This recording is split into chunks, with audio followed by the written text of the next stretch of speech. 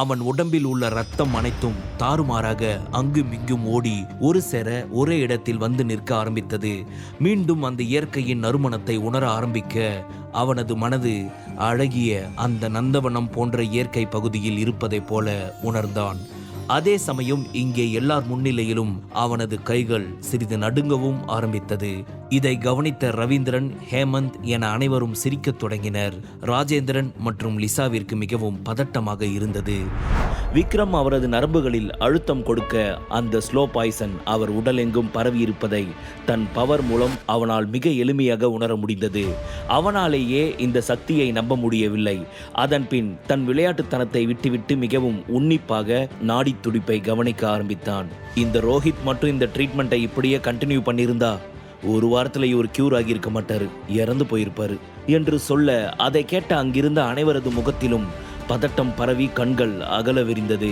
அவன் மீது அவர்களுக்கு நம்பிக்கை இல்லை என்றாலும் அவன் சொன்ன அந்த வார்த்தையை நினைத்து மனம் கவலையில் மூழ்கியது.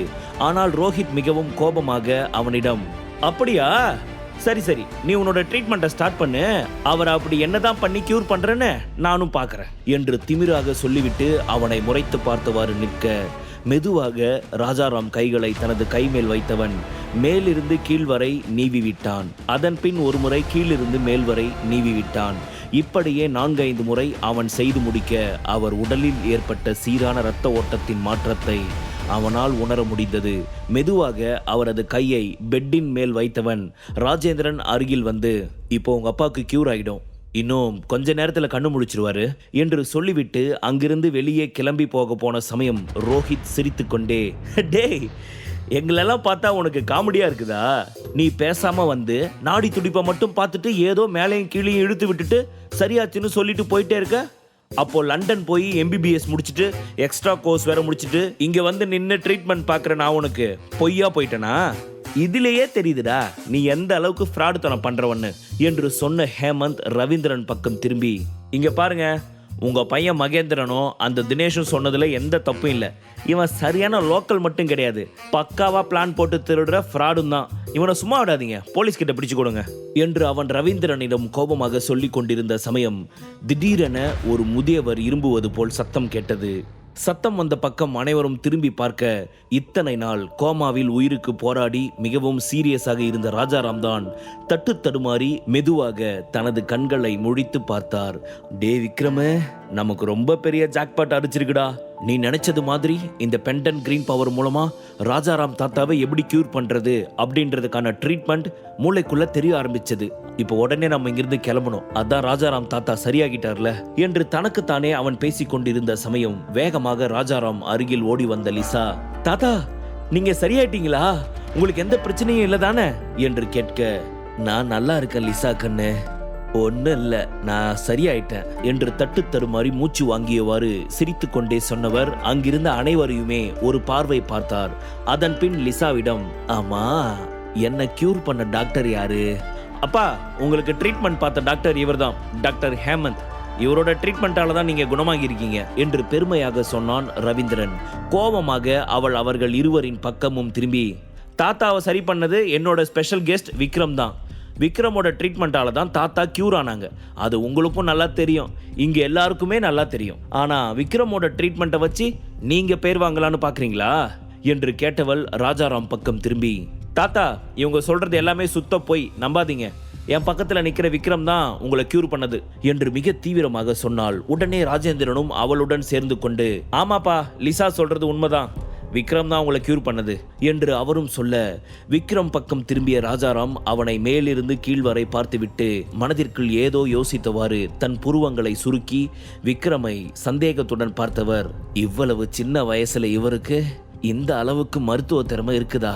ரொம்பவே ஷாக்கிங்கா இருக்குது என்று சொன்னார் ராஜாராம்.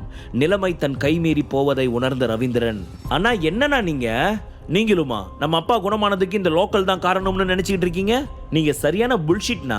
ஹேமந்த் தான் அப்பாவை குணமாக்கினாரு என்று சொன்னான். யாரு? நாங்க சிச்சுவேஷனை யூஸ் பண்ணிக்க பாக்குறோமா? நல்லா யோசிச்சு சொல்லு, நாங்களா இல்ல நீங்க யூஸ் பண்ண பாக்குறீங்களான்னு என்று ராஜேந்திரன் கேட்க, நீங்க ஏதோ புரியாம பேசிக்கிட்டு இருக்கீங்க, நீங்க சொல்றது உண்மையே கிடையாது என்று ரவீந்திரன் அவனுடன் வாதிட்டான். சூழ்நிலை தங்களுக்கு சாதகமாக இருப்பதை உணர்ந்த ரவீந்திரன் அதை மேலும் வலுப்படுத்த, அண்ணா நீங்க உண்மையை நல்லா புரிஞ்சுக்கோங்க. அவன் நாடியை தொட்டு பார்த்ததுமே நம்ம அப்பா கியூர் ஆகிறதுக்கு அவன் என்ன கடவுளா? ஹேமந்தால தான் அவர் கியூர் ஆகியிருக்காரு. உங்களுக்கு இந்த உண்மை ஏன் புரிய மாட்டேங்குது என்று சொன்னான். இங்கே நடப்பது எல்லாமே விக்ரமின் கண்களுக்கு வேடிக்கை போல் தெரிந்தது. அதை பார்த்து அவன் சிரிக்க ஆரம்பித்தான். அட பாவிங்களா, ஒரு மனுஷன் உயிருக்கு போராடி செத்து பொழைச்சி திரும்பி வந்திருக்கான். ஆனா அவருக்கு என்ன ஆச்சு, எப்படி இருக்குதுன்னு நலம் விசாரிக்கிறதை விட்டுட்டு நீயா நானான்னு சண்டை போட்டுக்கிட்டு இருக்கீங்களடா என்று நினைத்தவன் மேலும் சிரிக்க ஆரம்பித்தான். என்னடா சிரிச்சிட்டு இருக்க? ஓ, தோத்து போயிட்டோமே, இப்ப அசிங்கப்பட வேணுமே, என்ன பண்றது அப்படின்னு தெரியாம அந்த பயத்தை மெயின்டைன் பண்றதுக்காக சிரிக்க ஆரம்பிச்சிட்டியா? இங்க பாருங்க, ஏற்கனவே சவால் போட்டது தான். நீ தோத்து போயிட்டேன்னு இங்க இருக்கிற யாருக்கும் தான் சரியா புரியல. உனக்குமா புரியல? மீறி ஏதாவது பண்ணணும்னு நினைச்ச செத்து போக வேண்டியதுதான். நான் வேணும்னா உனக்கு ஒரு டெமோ காட்டவா என்று அவன் சொல்லி முடிக்கும் முன் விக்ரம் அவனது வாயில் ஓங்கி குத்தியிருந்தான்.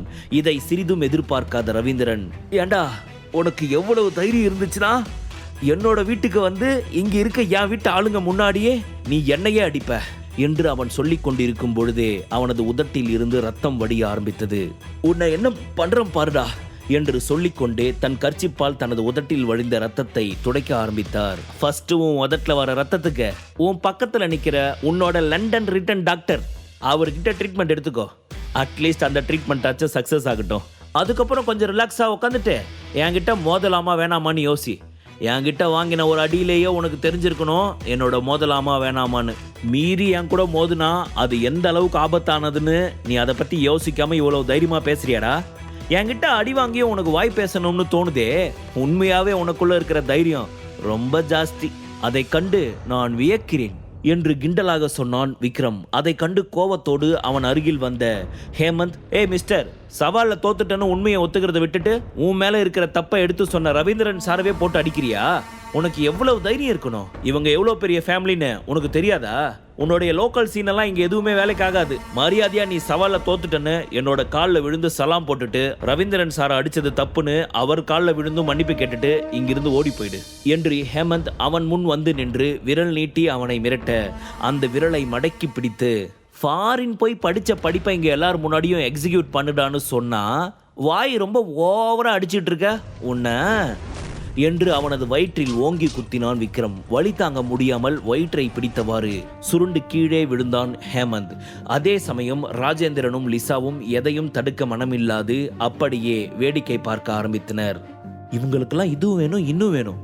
விக்ரமோட கிரெடிட்டை இவங்க யூஸ் பண்ணிக்க நினைச்சாங்கல்ல, நல்லா அனுபவிக்கிட்டோம் என்று தனக்குத்தானே மனதில் நினைத்து கொண்டு ஏதும் பேசாது அமைதியாக இருந்தனர்.